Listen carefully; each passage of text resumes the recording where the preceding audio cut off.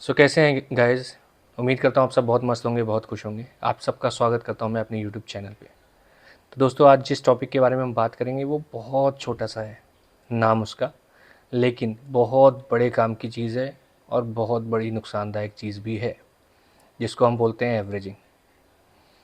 नए ट्रेडर्स या जो लोग बिगिनर्स हैं इस मार्केट में, जो लोग सीखने आते हैं इस मार्केट में, या जो अभी भी एंटर हुए हैं एक आध साल पहले, वो लोग सबसे बड़ी गलती क्या करते हैं?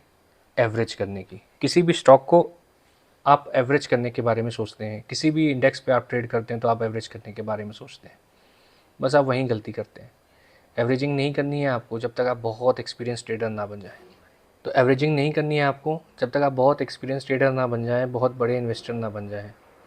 आपको पता होना चाहिए भाई साहब, ये रिवर्सल होगा भी कि मैं सिर्फ एवरेजिंग कर रहा हूँ और मैं अपने लॉस को बढ़ा रहा हूँ। लॉस इस मार्केट का, लॉस हमारी लाइफ का, लॉस किसी भी बिज़नेस का एक बहुत इंपॉर्टेंट फैक्टर है जिसको आप भुला नहीं सकते।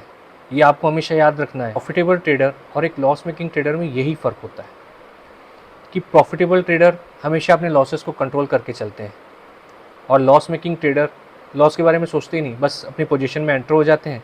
उसके बाद उन्हें लॉस होता है तो उनको दुख होता है कि अरे मुझे इतना लॉस हो गया। अरे भाई साहब, आपको ये सब चीज़ें पहले से पता होनी चाहिए। जब आप किसी भी ट्रेड में एंटर होते हैं, किसी भी इन्वेस्टमेंट में जाते हैं, आपको ये सब चीज़ें पता होनी चाहिए कि हाँ, मेरा स्टॉप लॉस कहाँ है। स्टॉप लॉस के बगैर अगर आप कोई भी काम कर रहे हैं, कोई भी इन्वेस्टमेंट, कोई भी ट्रेडिंग कर रहे हैं, तो भाई साहब आप गलती कर रहे हैं।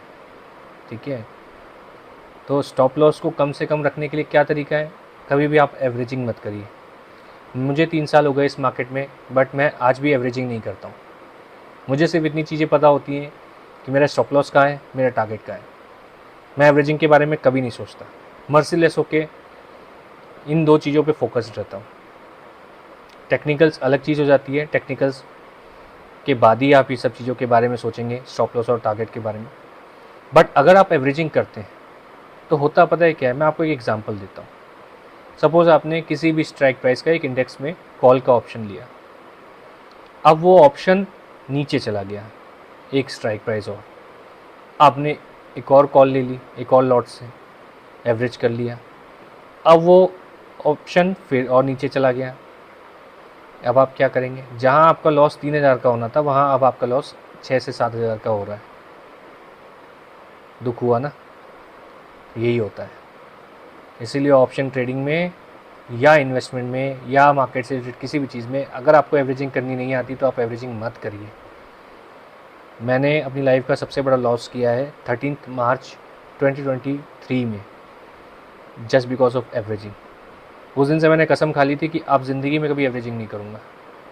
बस यही सब चीज़ें आप जब अपनी लाइफ में सुधारते हैं ना, ये सब चीज़ें आप अपनी लाइफ में जब चेंज करते हैं तो आप एक प्रॉफिटेबल ट्रेडर बनते हैं, प्रॉफिटेबल इन्वेस्टर बनते हैं। और यही सब चीज़ें आपको लॉस मेकिंग बनाती हैं। तो इन सब छोटी छोटी चीज़ों का आप ध्यान रखिए और मेरी सलाह को हमेशा याद रखिएगा। जब तक आपको इस मार्केट में 5 साल 6 साल ना हो जाए तब तक आप एवरेजिंग के बारे में सोचें ही मत। अब आपको गॉड गिफ्टेड है कि आपको इतना नॉलेज एक्स्ट्रा है पहले से, तो आप भले कर सकते हैं, आपका पैसा है, आपकी चॉइस है।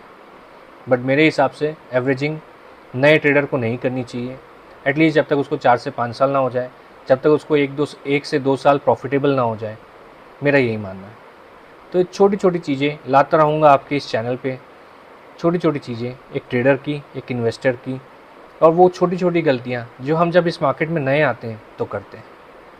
चलिए दोस्तों, मिलते हैं अगले वीडियो में। और अगर ये वीडियो आपको पसंद आई हो या ये वीडियो आपके किसी भी काम की हो तो इस वीडियो को लाइक एंड सब्सक्राइब ज़रूर करिएगा।